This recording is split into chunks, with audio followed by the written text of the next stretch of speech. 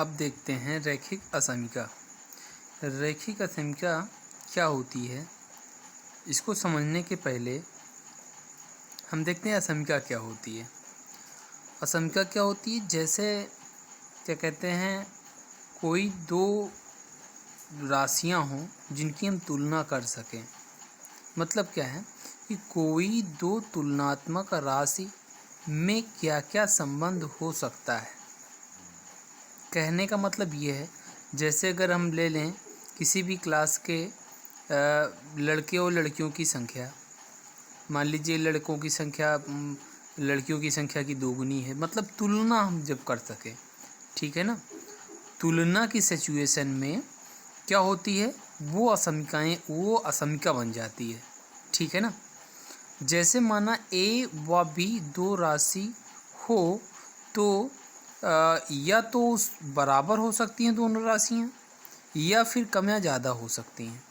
कहने का मतलब ये है, जैसे दो बच्चे हैं और दोनों बच्चों में एक बच्चा लंबा है, दूसरा बच्चा छोटा है, तो उसमें भी तुलना की जा सकती है, ठीक है ना।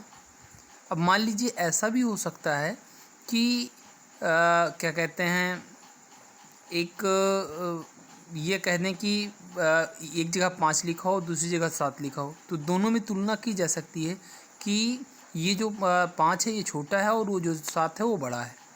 तो मतलब उसमें तुलना की जा सके, मतलब दोनों राशियाँ क्या होनी चाहिए, तुलनात्मक होनी चाहिए, ठीक है ना।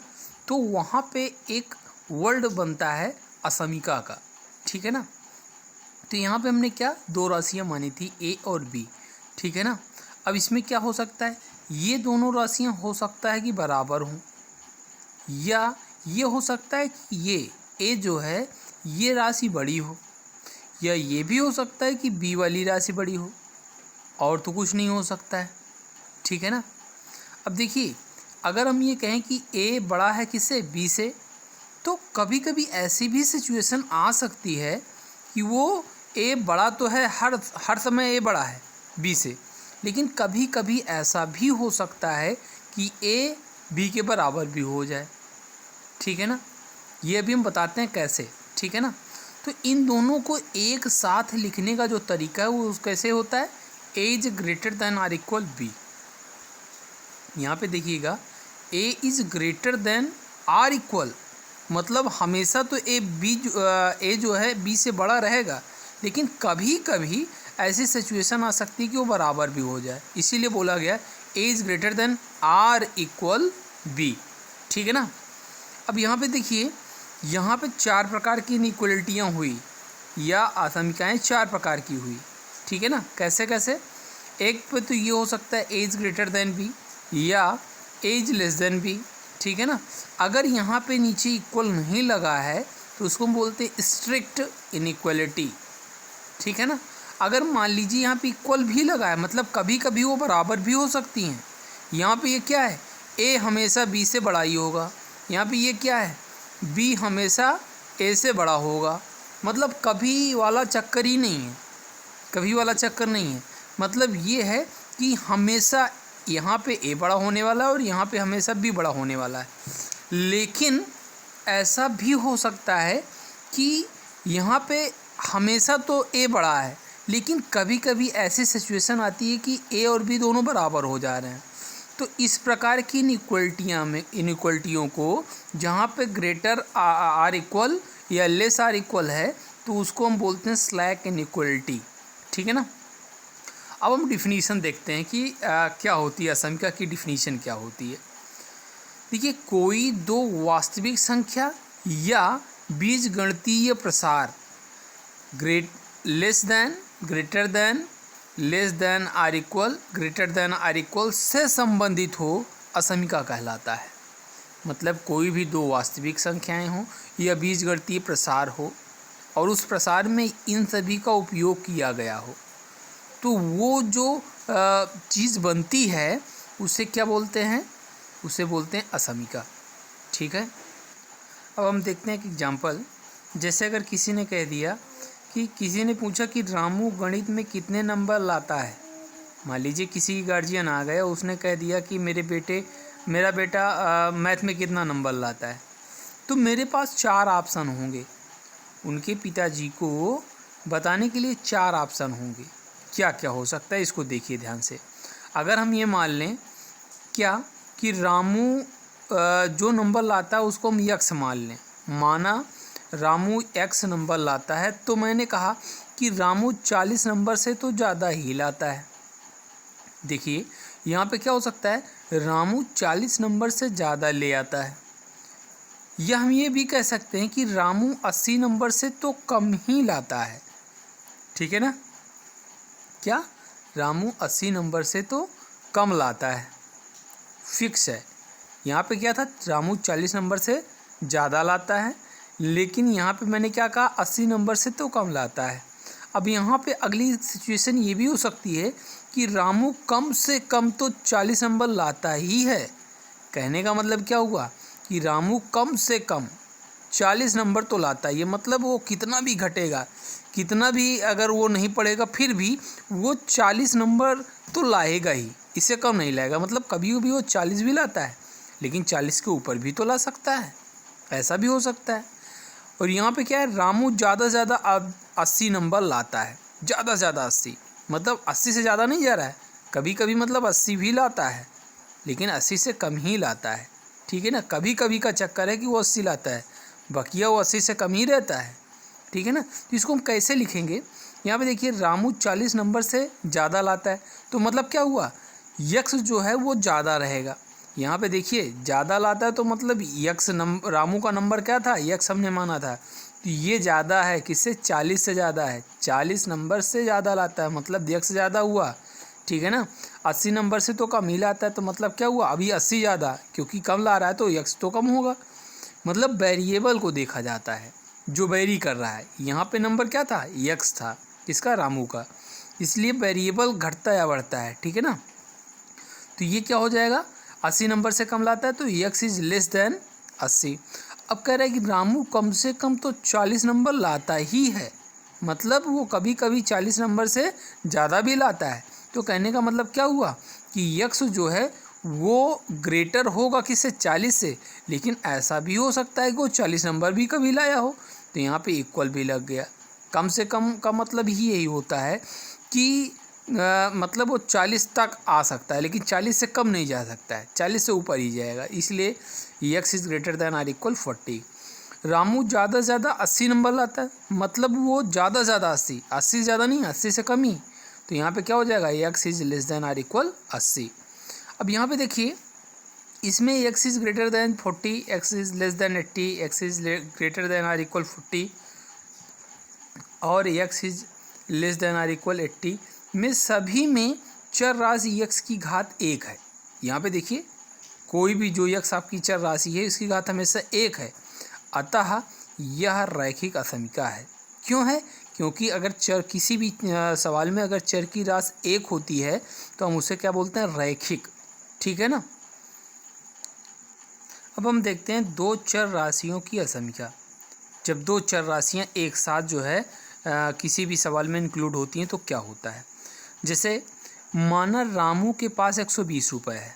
मान लीजिए कि कोई एक लड़का है, रामू जो पढ़ता है कक्षा 11 में, मान लीजिए के पास 120 रुपये है और उसे रफ़ और पेन खरीदने हैं।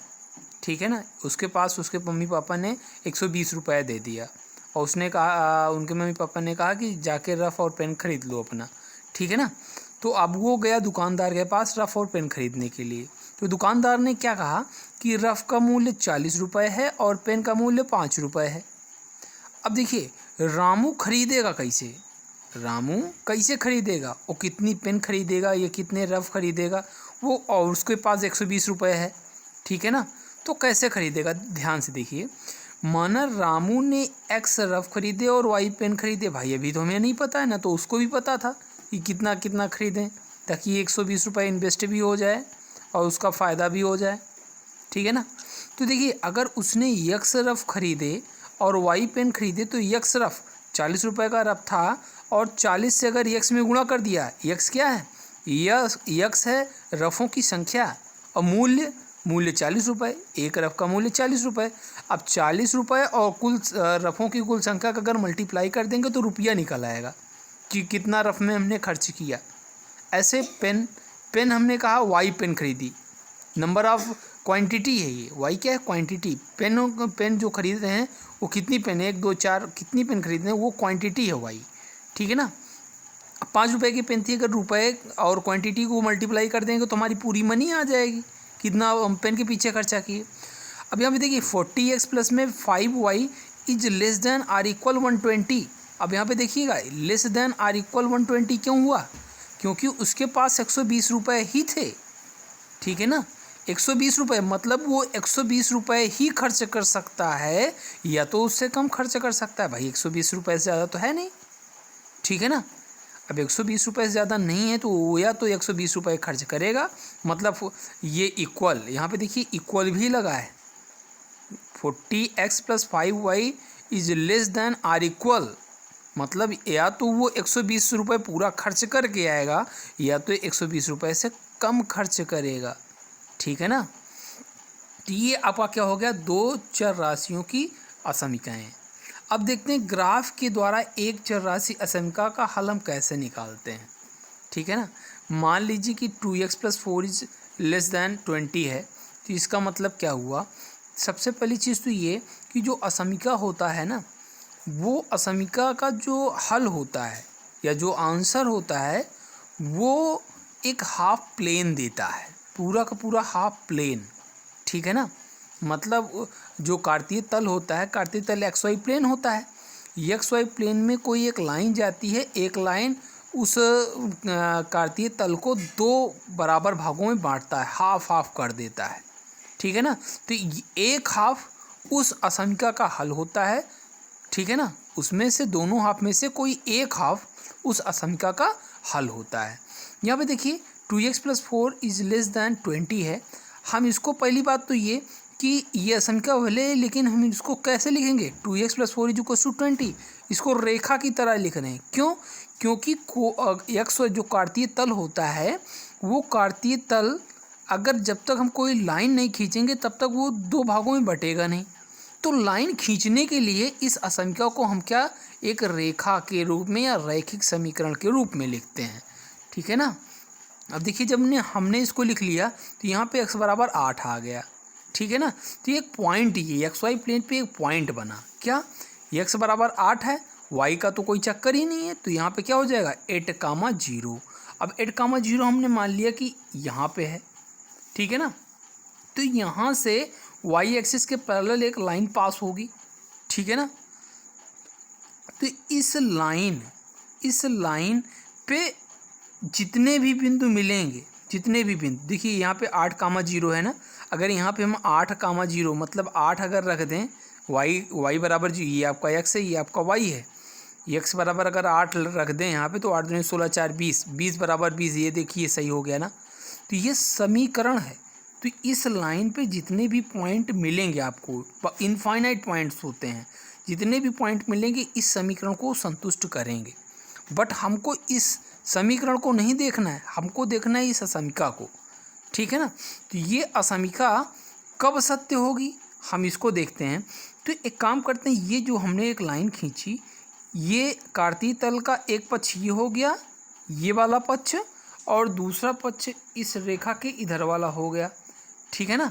अब देखिए इन दोनों को हाफ प्लेन ही बोलते हैं, क्यों बोलते हैं, क्योंकि ये जो एक्स एक्सिस है और ये जो वाई एक्सिस है ये इनफाइनाइट बढ़ी हुई है, तो इधर भी इनफाइनाइट है और इधर भी इनफाइनाइट है, इसीलिए हम इसको हाफ प्लेन बोलते हैं। ये रेखा कहीं से भी जाए, ऐसे जाए, कैसे भी जाए, उसको हम हाफ प्लेन ही बोलेंगे, ठीक है ना। अब देखते हैं इसका सोल्यूशन क्या होगा। तो सोल्यूशन के लिए ये जो लाइन आई, इस लाइन के इधर का कोई भी हम पॉइंट लें और इस पर रख के चेक करें क्या इनइक्वलिटी ये सही है। अगर इनइक्वलिटी सही होती है तो वो उस तरफ वाला प्लेन, हाफ प्लेन, उस रैखिक असमीका का हल हो जाता है, ठीक है ना। अब देखिए ये एक लाइन है, अगर इसके इस तरफ देखें तो ये पॉइंट आपका ऑरिजिन पड़ेगा, मतलब 0 0। अगर यहाँ पे हम 0 0 पुट करें तो कितना आएगा, यहाँ पे देखिए 0 है, 0 अगर हम पुट कर देंगे तो कितना आएगा, 2 × 0 मतलब ये 0 हो जाएगा, प्लस में 4 मतलब 4 इज ये आपका आ गया, ठीक है ना। अब यहाँ पे देखिए 8 के पहले 7 भी था, 7 दूनी 14 4 18, ये 18 भी आ जाता, 18 इज क्या कहते हैं <20। मतलब ये क्या हुआ, इस तरफ वाला ये क्या है, एरिया सही है, क्योंकि इस तरफ प्लेन का, हाफ प्लेन का कोई भी पॉइंट अगर इस असमिका पे रखा जाए तो वो असमिका क्या होती है, सत्य होती है। तो मतलब क्या हुआ, इस तरफ का जो प्लेन है ये आपका क्या होगा, हल होगा इस असमिका का। ठीक है।